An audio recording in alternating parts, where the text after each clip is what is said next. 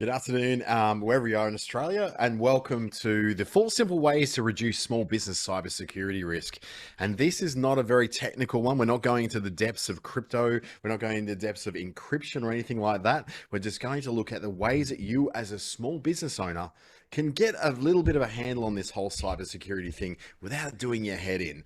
I did one earlier this week as part of Cyber Week. This one's a little bit more in depth with the tools or the particular disciplines that you should master as a small business if you're looking to protect yourself. I think earlier this week we're looking at a lot of the impact of cybersecurity breaches, data breaches, online security hacks, all that kind of thing that was happening, particularly with regard to Medibank and with the Optus hackings recently, which have very much been in the news. I think when we look at what is possible with protecting yourself, it means that you've got a little bit more control, certainly a lot more control than you thought you may have. It takes 20 years to build a reputation and just a few minutes of cyber incident to ruin it. And that certainly was the case of Medibank having the top level login details for an admin to their servers and to all their infrastructure stolen on the dark web.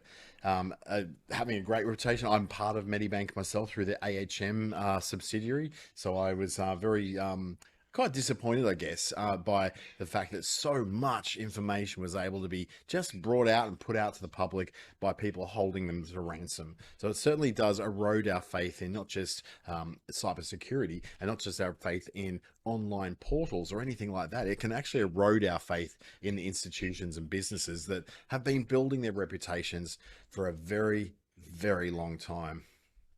What we're going to cover today is a little bit about your security obligations as a small business. Yes, you do have some.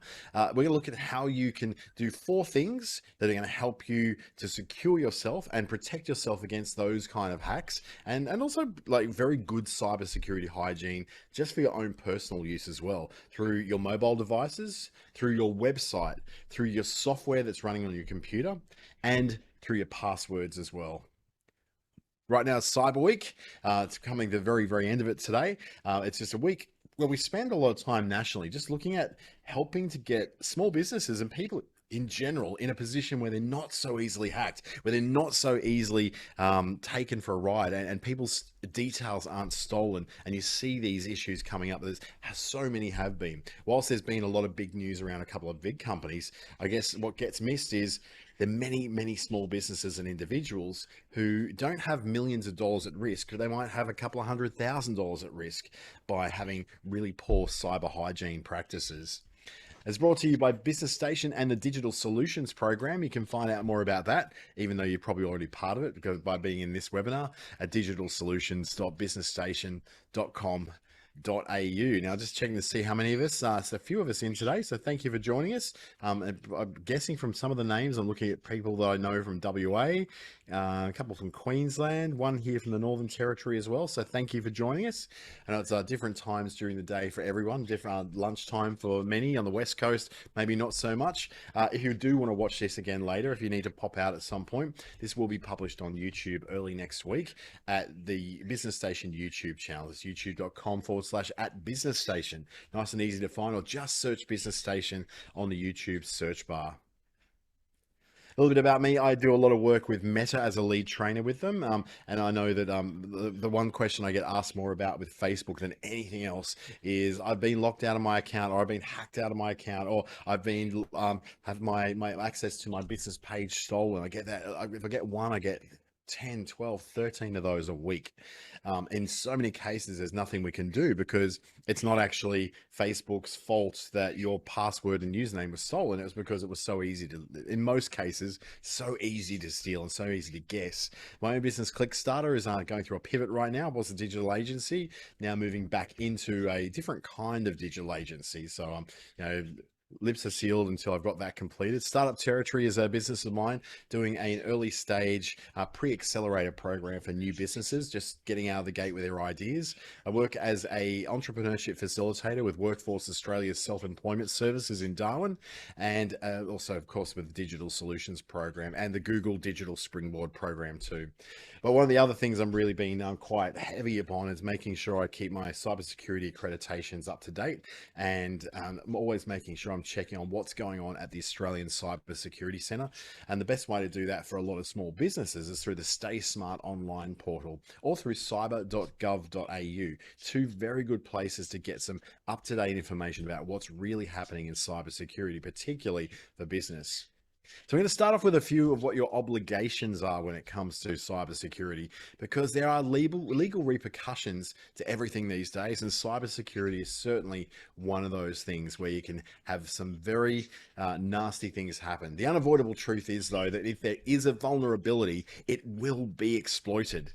Everything, and I mean everything, from this phone to this this step counter that I'm wearing from Garmin on my wrist. Every one of these things is vulnerable in some way to some kind of electronic attack. So it's not like you think that, okay, everything's gonna be safe. I've got my connected fridge, I've got my Internet of Things, my smart lives, my smart lights, my smart PowerPoints. I've got all that set up. Every single one of those things is hackable in some way, which is a bit terrifying, isn't it? But the reality is, just by doing a few things like we're going to show you today, that risk profile drops dramatically. And in some cases, I would say up to 95% of your risk is abated by applying some principles we're going to learn today. So there's four main areas of law that apply to cybersecurity. And that's the Privacy Act of 1988. These are Commonwealth Acts. The Crimes Act of 1914.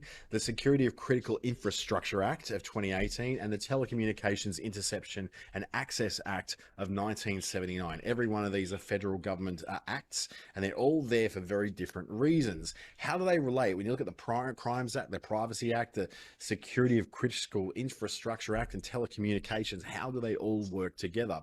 Well, each one of them has a part to play, depending on whether it's infrastructure that's attacked, whether it's using carrier services like telecommunications and internet service providers. Then there's the actual criminal aspect of what's going, which is covered by the Crimes Act. And the Privacy Act covers the personal information and how it's treated, stored, and whether there is any sort of liability to someone who loses people's personally identifiable information, especially in the case of like Medibank. That's been a massive one. The amount of information that's going out there is just horrific. I'm not worried. I'm quite privileged. The only thing I do with my health insurance is get my glasses each year and get my teeth done. Get my teeth cleaned and updated, any sort of minor dental work that I need, like fillings or something. I'm not in a position where I may be a person who's in a very vulnerable position, who's had to get a termination of pregnancy, and that sort of stuff is showing up on their medical records through Medibank. So that's where we really have to go, okay, oh yeah, I've got nothing to hide, but there are people who do. And that's quite often the attitude that a lot of business owners have, is like, well, I'm not really holding that much information on them. And then you go in there and see, actually, there's lots of notes that are being taken about a client, and some of those may contain some personal details. Now, when it comes to critical infrastructure, that's one of the ones that most people get a little bit like, well, I'm just a small business, I don't have critical infrastructure. But you kind of do. Sorry for my spelling on some of those words. Holy crap. If you're working in transport and logistics, even if you're just a courier, for instance, you are part of the critical transport and logistics infrastructure. When it comes to food and grocery, if you're selling corner store, which is selling food and grocery, or something to do with the distribution of food and groceries, you are part of critical infrastructure. If you're working in higher education, tertiary education, then you are in a critical infrastructure point. Same with any kind of medical health records, even from a naturopath to a chiropractor, financial services like bookkeepers and accountants and financial advisors, and we've got lots of those on our program. Or it comes down to anyone who's in a business that stores data. Now, the kind of data I'm talking about is information like the names, addresses, emails, phone numbers, client records. Any of that kind of data being stored is considered to be part of critical infrastructure. Now, I don't think you're necessarily going to be caught out with these sort of things on a very big basis, based on the fact that most of us don't have a lot of clients. We've got some clients, we don't have a lot of them. We're not serving hundreds or thousands of people every single year. So it may not seem that big. But in the case of every one of those aspects, whether you work in one of those fields or your business is operating in one of those fields, If you do get a hacking, you are required by law to notify the Australian Cybersecurity Centre within 72 hours. Now, just the experience, I know that one of my friends who has a business to do with logistics and transport, he did get in touch with the Australian Cybersecurity Centre, and he said, "Yeah, I've just been hacked. People got into my email, and the turnaround from the ACSC wasn't very urgent. Like they was just going, look, how many clients have you got? How many records do you think were seen? Okay, you're using Microsoft Outlook. Okay, no worries. Have you changed your password? You've got everything out.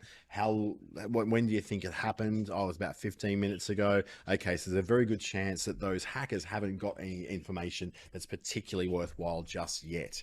They would have hit a two-factor authentication point or something like that that's stopping them from getting fully into your account. But the idea is that it's like coming in through customs after going to Bali, and I know last time I came in through the airport from Bali, I brought back some spices that were in a sealed container that I got from the Bintang supermarket in Seminyak, and I was like, okay, well, sure, that couldn't hurt. I thought I'd better be safer than sorry, so I went and I did declare them, and I'm glad I did because the experience was very good with that. The particular customs officer said, look, you're going to be fine with this. It's just like basically chai tea spices. But you've done the right thing by, when you're not sure, just letting us know anyway. So I was pretty happy to get through that. And the same thing is here. Even if nothing comes of it and nothing's huge about it, it's really good to let them know because it's another data point that helps them to be able to predict what some of the patterns with cybersecurity and data breaches may be at various places across Australia and all sorts of sizes of business. I've got a whole lot of birds chirping in the background. Hopefully you can't hear those through my super Microsoft Sound Calmer thing. So hopefully it's okay. Now, how can you get in trouble as a small business? What are the sort of things that could pop up for you?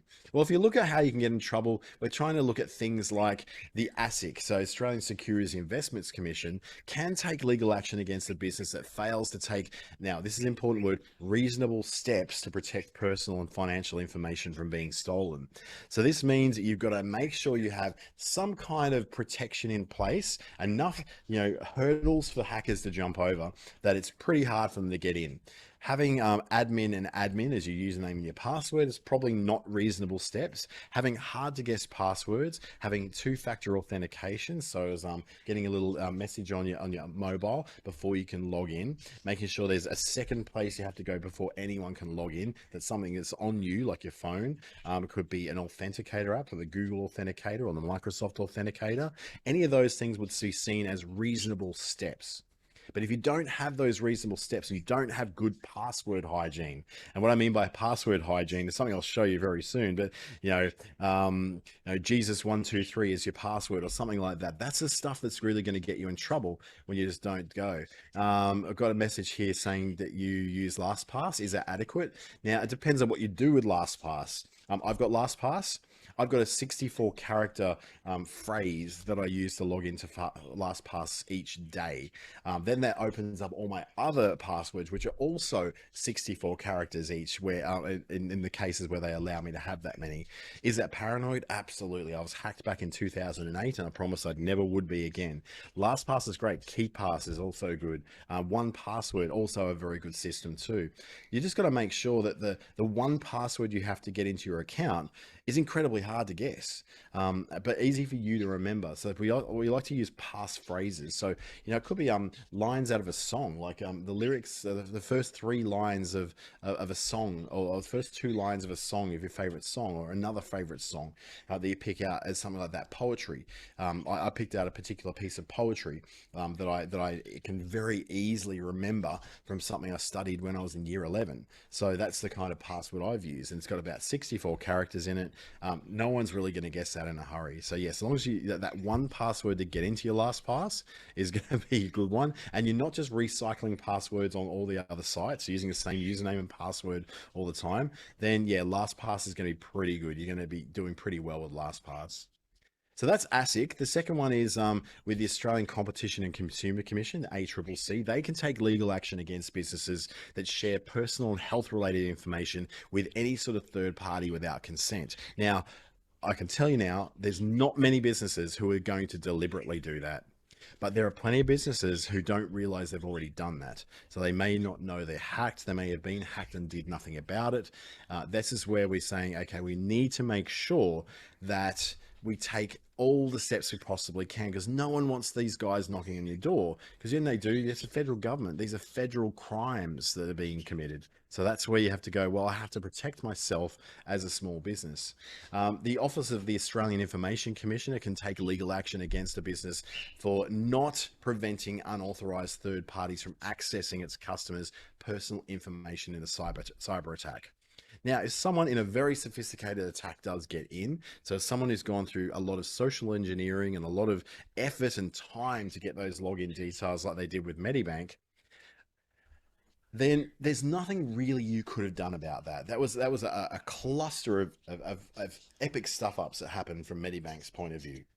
It's someone internally hadn't been very secure with their particular password, and that then allowed them to get in as basically God access to all the systems that Medibank have.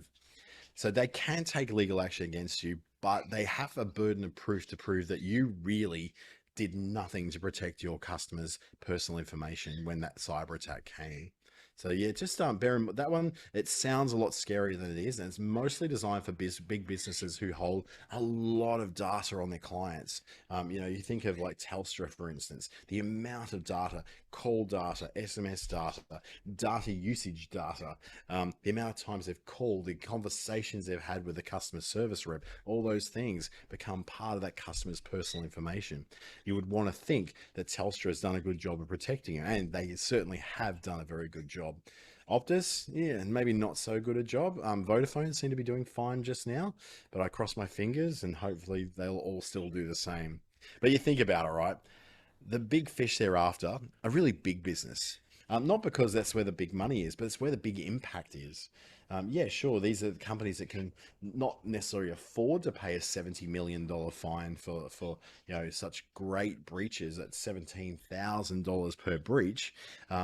It's more so that the impact they can have as a big business, because of the number of clients they have and the amount of information they gather, is very, very high. A small business usually, and I say usually, it's not always the case, but usually don't collect that much information from their clients and customers. There's no real need for them to collect that much information. So that's why we usually see in all those cases, the ACCC, the Office of the Information Commissioner, the ASIC, the Australian Securities and Investments Commission, mostly going after big business, because not just because they're the big fish to catch, but they're also the big problems that need to be solved. A small business, not so big a problem. Even though it might impact you and your clients, you don't have 9 million clients like Medibank does. So one of the first ways we're going to look at is how to protect yourself along the way of both you and your customers' data is the way you use your mobile devices. And you might think, oh, what can I possibly go wrong on my mobile? Like, I've got it on me at all times. And that's exactly the problem with it. We have it on us at all times, but I'm constantly convincing my mum, because I'm here at my mum's place at the moment, and I am constantly talking to her about the fact that she doesn't want to put a PIN number on her phone when it opens. And she's like, well, who's going to really get much from me? And I'm like, well, the problem is, though, you've got lots of emails of lots of different people who you communicate with, access to your Facebook account. So if someone goes in there and pretends to be you and starts asking one of your friends for money, and those friends don't know any better that it's not you, that's where it can impact people. And then you think, oh, okay, that then is actually a big problem. So when it comes to locking your phone, so that make it more than a swipe up. As a swipe up, it's a really, really just a very vulnerable way to leave your phone. So we say that a PIN number, so a 4 to 6 character PIN number, is good. That's a very good way to start. I can tell you now that you're probably, when you use a PIN, you're going to use the same PIN number you use for your bank account, or the same PIN number you use to get in your building. It's a PIN number you're going to be reusing from somewhere else, right? So what we say is usually better is a passphrase. So it's a set of letters or numbers, or it could just be a whole lot of words that you've strung together that you have to type in those words in order to log in with that particular password. That's why we moved from password now to passphrase. We want to make sure that we're not just using a word that's really easy to use, because it might be a part of what we've got like what we've got as far as our what am I saying? Our usual things that we use, we move into something that we normally wouldn't use. Something that's too much to be putting into a security code on a door, too much to be putting into a bank ATM. It's going to be something which is far harder for people to guess. And we've got, very much proof and tests have been run that even with today's very high, fast computer technology, guessing a small password like, I don't know, Brook123, because that might be your granddaughter's name, can be undone pretty quickly compared to the quick brown fox jumped over the lazy dog 1756 hash. Now, that's going to be taking literally 32 years of the fastest computer in the world to try and crack that password, simply because it's got so many characters in it. Now, that particular one would probably not be a good example because the very commonly known one that's used as a typing exercise, because it uses every single key, every single letter key on a keyboard. The best is use biometrics. And the reason is because it's your fingerprint, it's your face. That's going to make it a lot harder. Now, I've had some criticism come up and say, well, what if you're passed out and someone just picks up your finger and puts it on the phone and they're able to get in? Well, number one, they have to use the right finger. If they don't use the right finger in 3 times, then, well, they're going to lock out the phone. They're not going to be able to get into it.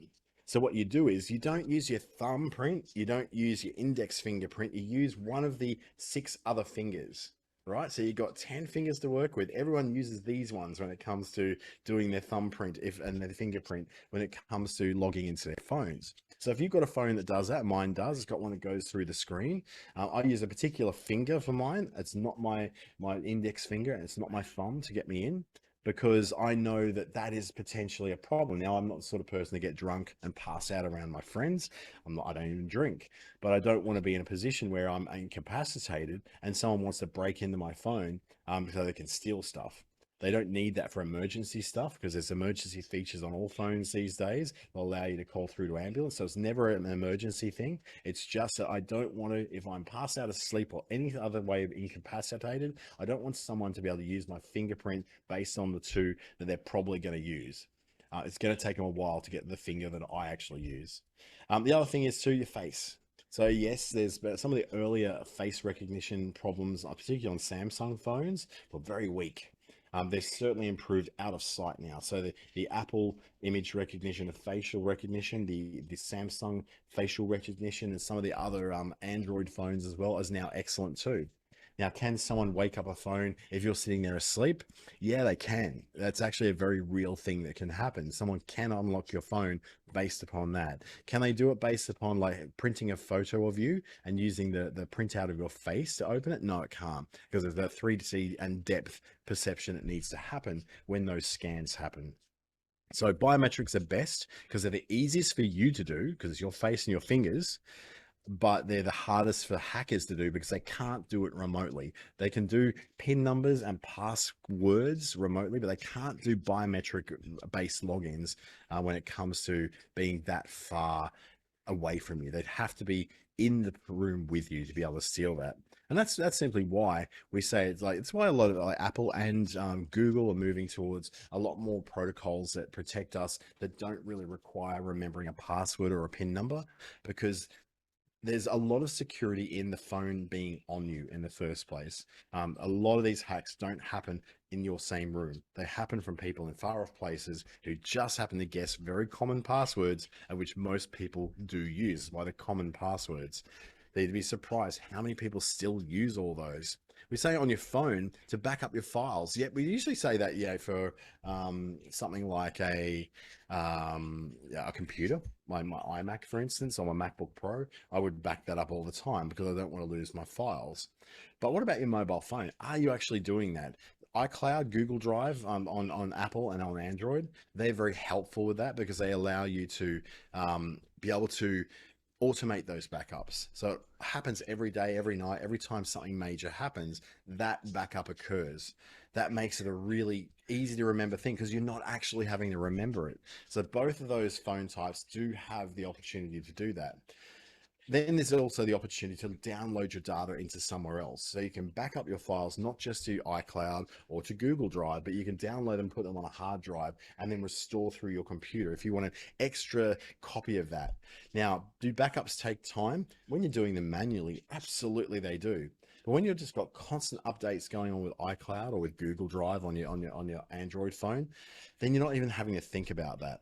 What happens though is some people, they go, oh, I want to save space on my phone for more photos, so I don't want to run backups. The backups don't store in your phone, they store in the cloud. So they store in the services of Google Drive or Apple's iCloud service, which then stores all that information so you can retrieve it later on.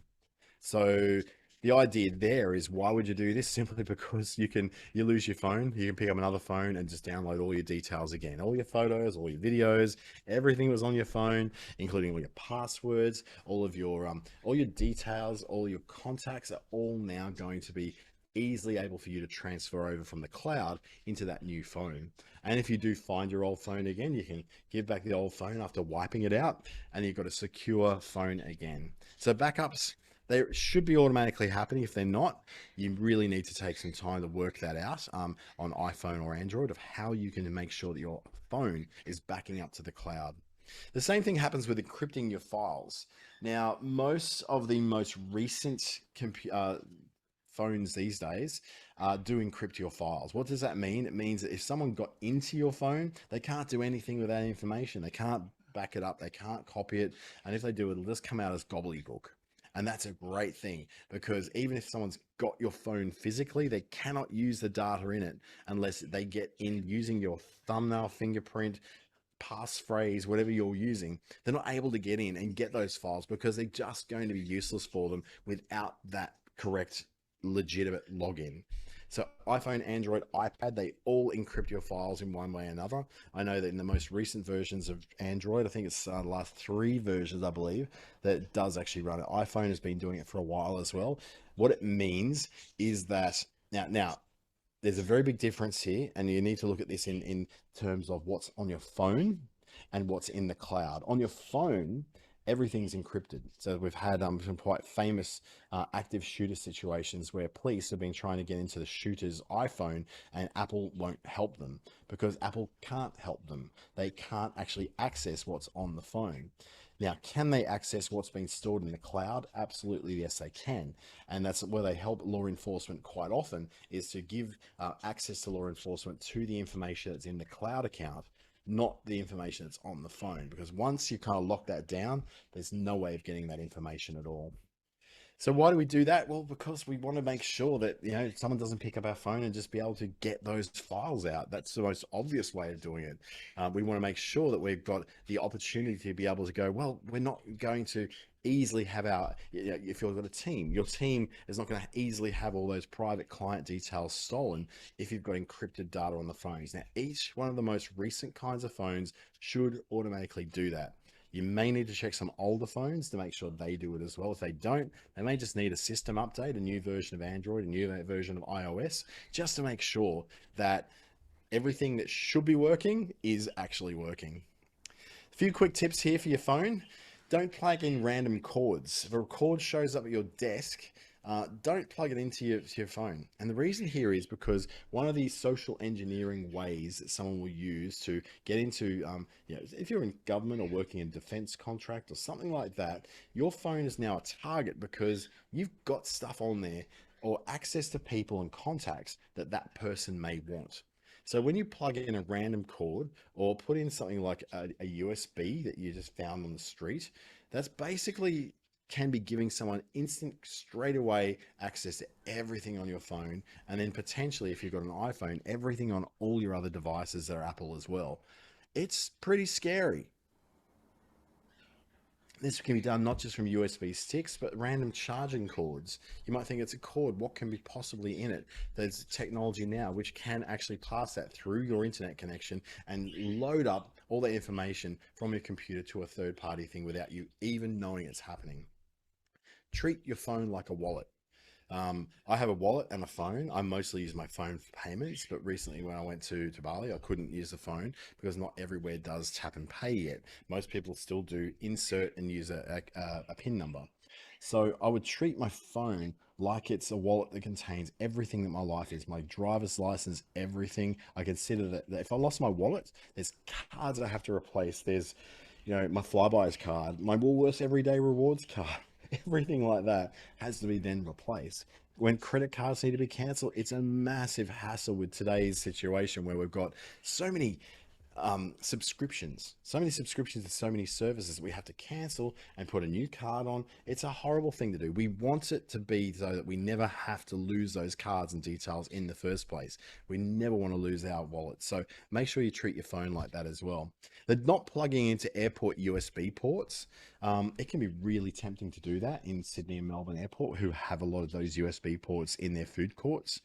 The problem is, though, there's not really much stopping a clever person from putting listening devices inside those power points where the USB plugs in. Now, it's not a problem with just power going into like a proper power cord. It's more to do with USB Type C cords, USB cords that are used to charge your phone. Those kind of things can actually have listening devices and software on them that as soon as you connect that, it can then get hold of, even take over your phone.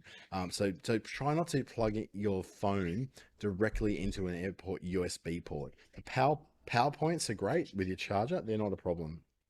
USB ports, never plug anything into anyone else's USB ports unless you absolutely have to and you know it's a very secure place. Trust me, these are things that happen, and it's happened so many times. I went to a cybersecurity conference 3 years ago, actually just before the pandemic, and we'll talk through one of the absolutely scary social engineering dramas of someone who literally had a cord that was dropped off in the foyer of their office, and someone just said, "Oh, I think someone's dropped that," and someone picked it up and said, "Oh, yeah, I think I might have lost one earlier." That person plugged that in to charge their phone, and then the entire workplace was then having to change everything with their security because there was a very good chance that person got into that company's digital assets. If you've got a website, there's a whole lot of security considerations you need to have, but it really comes down to a few very basic ones. The first one being this HTTPS. Now that's where you see like whether a site is secure or a site is not secure.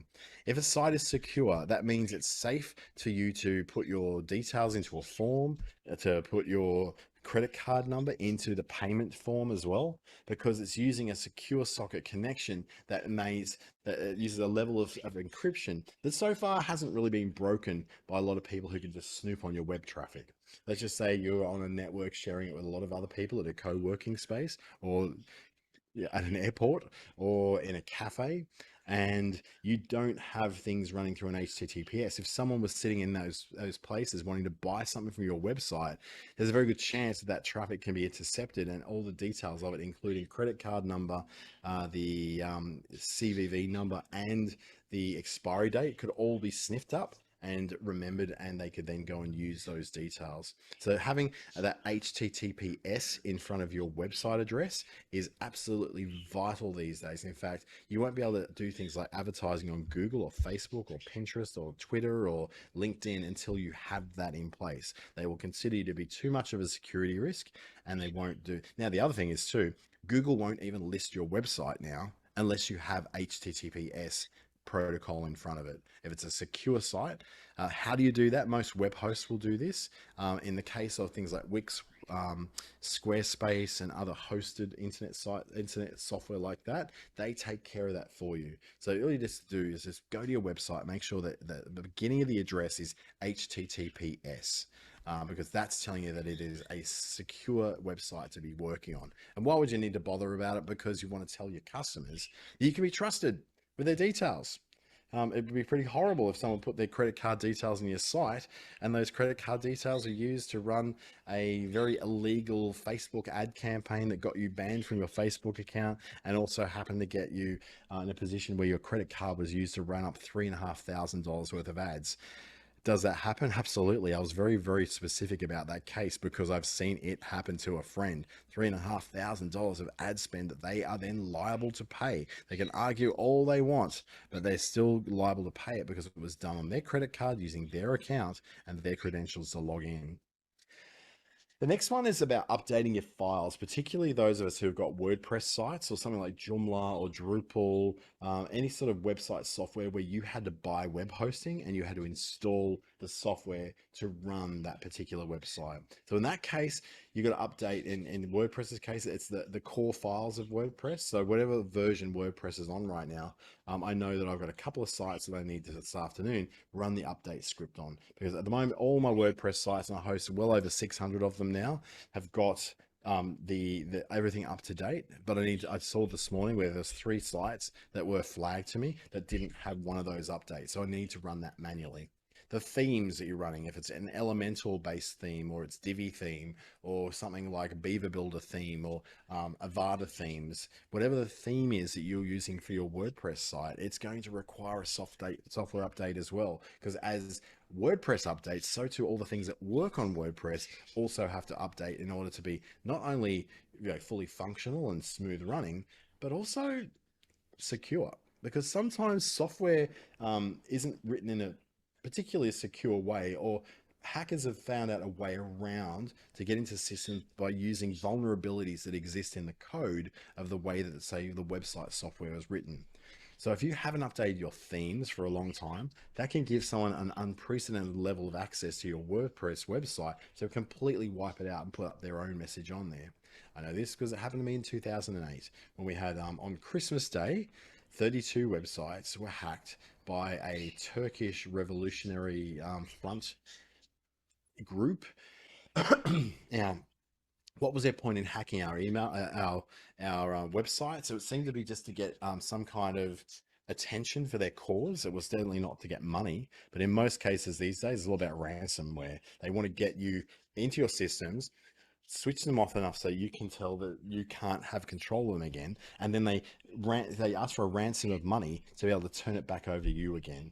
Which, of course, in the case of Medibank, how are we to know that they haven't kept the login details, kept their own little backdoor into the system so that you can get in there and a year later they hit you up and again you have to end up paying them a ransom?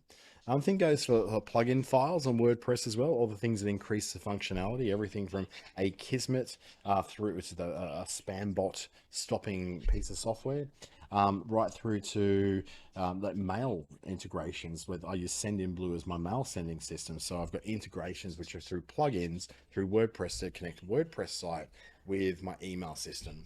So you got to make sure all those things are adequately updated, because if they're not, those little vulnerabilities start to stack up. You might go from one vulnerability on one day, the next day there could be 12 new vulnerabilities because the updates haven't filtered through to your website yet.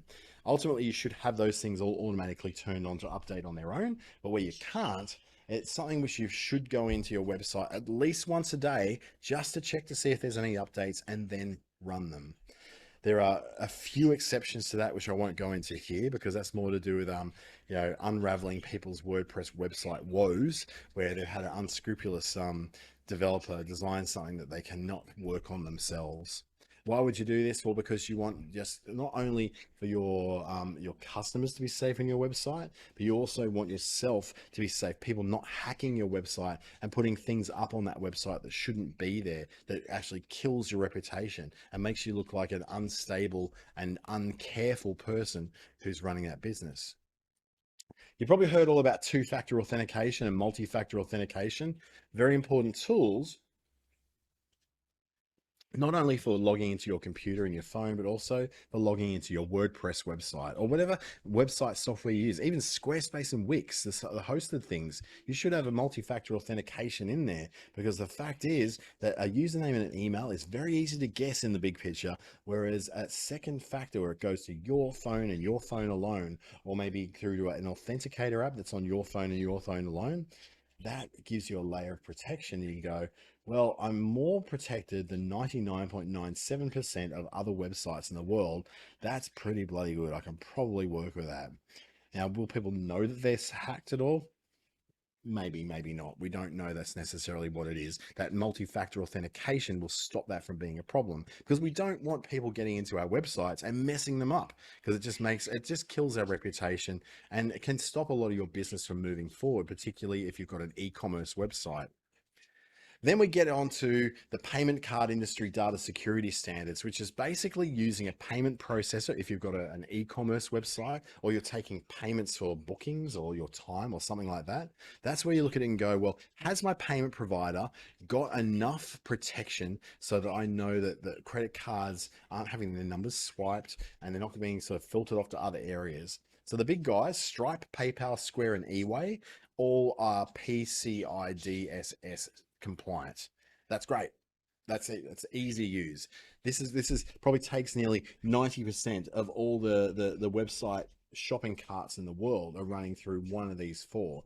PayPal is the biggest, Stripe is the next one, Square is the one after that, eWay is probably the one after that, and there's several others as well. I don't remember the names of them because they're very uncommonly used, but this one probably does close to 90% of all payment processing in the world, apart from bank um, point of sale systems, which are slightly different and don't really go with the same kind of level of protection because you're not actually storing any information about the transaction like you are with these guys. These guys do the compliance for you, so you don't have to worry about doing the compliance for yourself. So it makes life a little bit easier for you when you know you're not really the guy who has to do it. Why do we do this? Simply because it's compliant and it's now law. You cannot connect through to things like Zero, MyOb, and all those things from your website now unless you have this there. You have to use a payment provider that actually is compliant with these things. All the big ones are. Next, we take a little look at your computer, and this is one where we get a bit lost because people look at computers and go, scary big things. I don't know how to really work with those updates. If I do work with those updates, well, then I don't know how often I'm meant to do them. And there's all these questions we start to ask. Will I break my computer if I run that update? Because once upon a time, my friend Jenny did that, and she got caught out with messing up her entire website or messing up her entire piece of work because somebody ran an update that wasn't really ready. What I would do is turn on automatic updates for every single plugin, theme, every part of your website. If you are hosted on a web server and you have software running your website that isn't something that's self-hosted like Wix, Squarespace, Duda, all those kind of guys, you need to have automatic updates on. Why? Because it just makes it so much easier. You don't have to remember to do those updates. And if an update goes wrong, it usually automatically will roll itself back and it'll say, hey, this update didn't work. What do you want to do? And you go, oh, I'll give it another try. Or you might go, you know what, I probably got the wrong version there. I'll go and have a talk to the software developer and see what they're able to do. The other thing is to always check that any software that you're installing on your computer comes from a reputable company. Really, it would seem like we shouldn't be that cynical that we only recognize software from really established players. But the fact is, so many hackers hide so many things in so many innocuous looking apps that it's just making us having to go, I just don't trust anybody anymore. And you have to remove that trust over here for a second and go, well, these guys, Adobe, I know them. I've worked with their stuff for 20 years. I think I'm okay to install that update. But knowing that the software is coming from a reputable company makes a big difference because you are a business owner. You're not supposed to be a cybersecurity expert. So for you to try and work out what the things are that are malware, as opposed to being very easy use software, then how would you know? How would you know what's hidden in there? I would say there's a pretty good idea of doing. You just go in, if you don't recognize the name of the company behind the software, do not install the software until you've had adequate time to research and read about it, and even go to forums and chatting on Facebook to ask people, do you know who these guys are? Should I be trusting them? Are they good people to do business with? And then you'll have your answer. You'll probably download the app or the software and you'll be doing just fine. So that whole thing to do with software being from reputable companies is really to protect you from, very unscrupulous characters who are working for their mama's basements, I guess, creating things that are designed to put malware on your phone, on your laptop, especially laptops, because they're a lot more vulnerable than what phones are. Phones are a lot more protected because they were invented much later in the story. So we know why we're doing that. The next one is the software asking for excessive permissions? This is where I think on phones you see it so much, where it's like I need permission to do this, I need permission to do this, I need permission to do this. TikTok is a special at it. It asks for everything on your phone. They are tracking you to the hilt. So what do you do about it? You say, I don't want any of those things. I just want to work on the app without it tracking me. And you can do that. There is an option to do that with every app on the App Store where you do not have to have, um, you know, all those excessive permissions to be able to get so many people giving so much information to that software company that isn't necessary. Like I said with TikTok, they take a lot of information and we do not know what they're doing with that information. We think it might be just to make it a better service or to track their ads better. But what realistically it could be is just quite simply they just want more data to be able to sell onto other third parties or to just better track us across our activities across the internet. Now, why do we want to stop that? Well, basically because it's your data, your privacy, your location, you may not want those things trackable. Or secondly, you might want to do it simply because you have lots of customer details in your phone, in your laptop, in your desktop computer, that if someone was able to track too much of what's going in there, that you don't know what software vulnerabilities and interfaces might be between your customer relationship management system and your Facebook ad system. If there's a vulnerability in the bridge that connects them, then people can get in there and do all sorts of nasty things to it. So if it's asking for excessive permissions with lots of pop-ups saying, I need access to this, I need access to this, read what it's asking for and you go, there's no way that they need my photo or my date of birth in order to identify me because I'm identified by my username and password. Just reject the parts you don't want to have in there. You do get the choice to do it. If you don't get the choice, reject that software, move on and try something else. You can also set your device to require approval before anything new gets installed on it. This happens automatically with both Windows and with Macs now. It happens automatically with iOS and with Android, where you need to, if you're going to install anything that's outside of the App Store environment, what it will do, it'll ask for your explicit permission to do it. And you have to put in, you have to tap on a button on the screen that says, yes, I approve of this. So this is automatically default.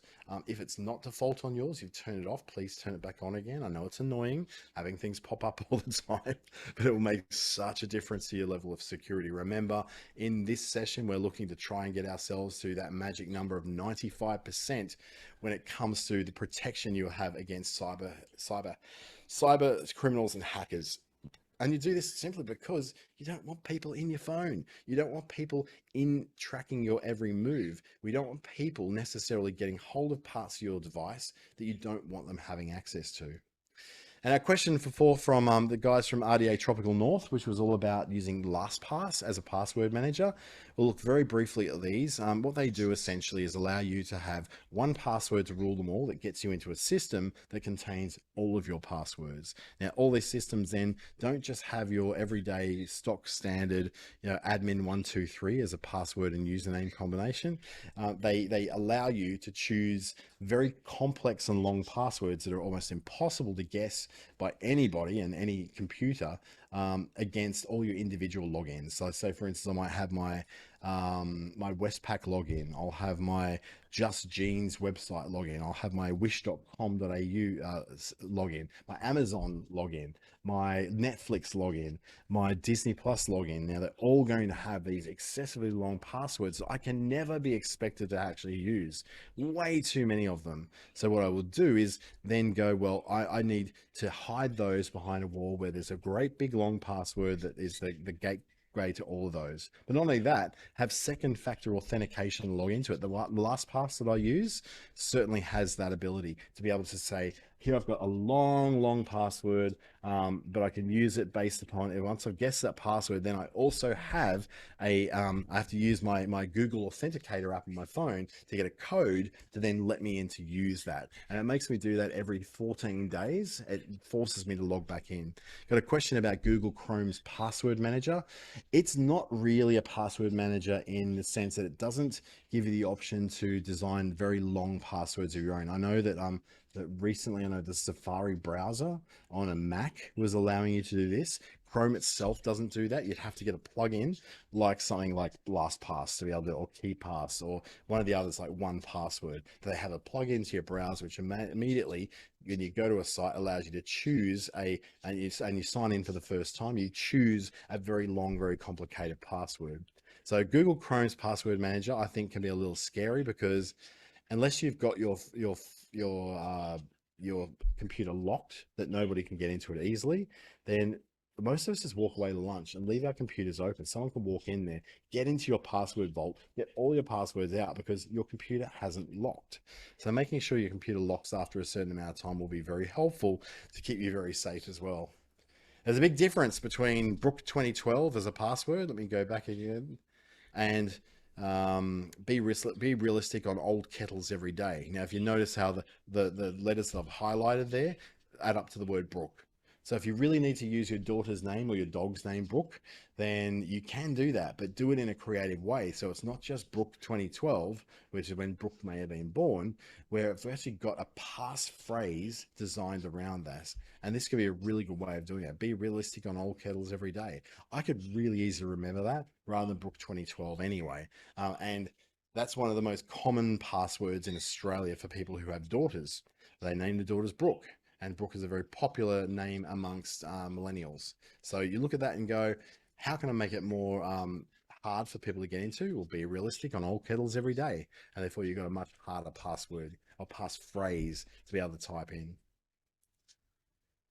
Here's a few of the examples. LastPass, KeePass, 1Password are all very good at this. All of them have a free level as well.